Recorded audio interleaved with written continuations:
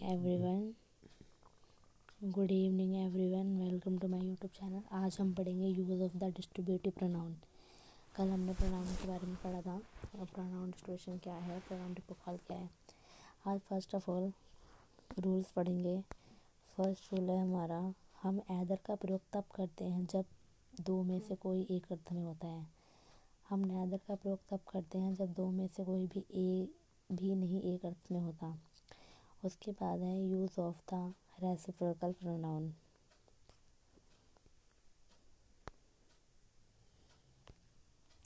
Each other और once another को reciprocal pronoun कहते हैं। रेसिप्रोकल प्रोनाउन पारस्परिक संबंधों को व्यक्त करता है। किसको व्यक्त करता है? ये पारस्परिक संबंध को, जब दो चीज़ें एक साथ जुड़ रही हो। फर्स्ट रूल है हमारा, हम ईच अदर का प्रयोग दो व्यक्तियों या वस्तुओं के लिए करते हैं, जबकि हम वन अनदर का प्रयोग दो से अधिक व्यक्तियों या वस्तुओं के लिए करते हैं। उसके बाद थर्ड है हमारा use of the demonstrative pronoun. यहाँ पे देखते हैं use of the demonstrative pronoun. Demonstrative pronoun वो प्रोनाउन होते हैं जो व्यक्तियों या वस्तुओं को पॉइंट या डेमोन्स्ट्रेशन करने के लिए प्रयोग किए जाते हैं। Example this, that, this, those, such. The same in pronoun का प्रयोग जब नाउन के पहले किया जाता है तो यह डिमॉन्स्ट्रेटिव एडजेक्टिव कहलाए जाते हैं। फर्स्ट रूल है, हम दिस का प्रयोग समीप की एक व्यक्ति या वस्तु के लिए करते हैं, जबकि हम दिस का प्रयोग समीप एक से अधिक व्यक्ति या वस्तु के लिए करते हैं। सेकंड है हमारा, हम दैट का प्रयोग दूर की एक व्यक्ति या वस्तु के लिए करते हैं, जबकि हम दोस का प्रयोग दूसरे की एक से अधिक व्यक्ति या वस्तु के लिए करते हैं। हम सिंगुलर नाउन के रिपीटिशन को रोकने के लिए दैट ऑफ और प्लूरल नाउन के रिपीटिशन को रोकने के लिए दोस का प्रयोग करते हैं। यदि हम किसी सेंटेंस में सिंगुलर काउंटेबल नाउन को दोबारा लिखने से बचना चाहते हैं तो हमें वन का प्रयोग करना पड़ेगा।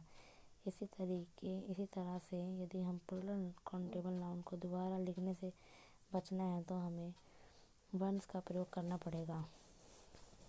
नेक्स्ट है हमारा use of the relative pronoun. Relative pronoun को जोड़ने का काम करते हैं। Example which, who, that, what, why, etcetera. Relative noun क्या होता है हमारा? Basically relative noun who, which, that प्रयोग सबऑर्डिनेट क्लॉज के सब्जेक्ट के साथ आता है।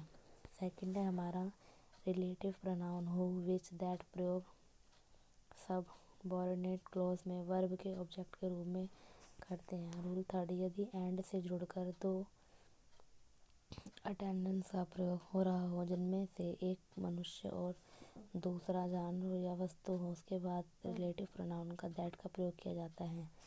रूल 14, सुपरलेटिव डिग्री के बाद दैट का प्रयोग किया जाता है। रूल 5, यदि ऑल का प्रयोग व्यक्ति के लिए किया गया हो तो उसके बाद हु, दैट का प्रयोग किया जाता है, हु, होम, विच। रूल 6 का है, यदि ऑल का प्रयोग वस्तु के लिए किया गया हो तो उसके बाद दैट का प्रयोग किया जाता है, ना कि हु, होम, विच का। उसके बाद रूल नंबर 7 आएगा हमारा,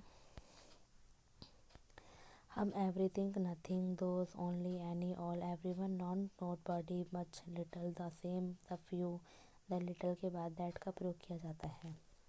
रूल 8 है, वर्ब के स्पष्ट रहने पर द सेम प्लस नाउन के बाद दैट का प्रयोग किया जाता है।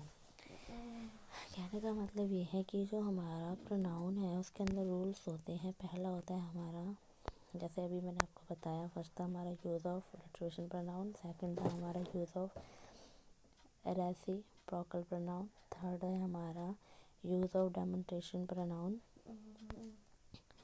देन फोर्थ था हमारा use of the relative pronoun.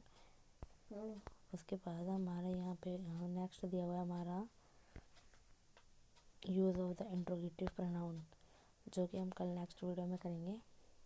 आज के लिए इतना ही। वीडियो अच्छा लगे तो लाइक सब्सक्राइब कर देगा। Thank you.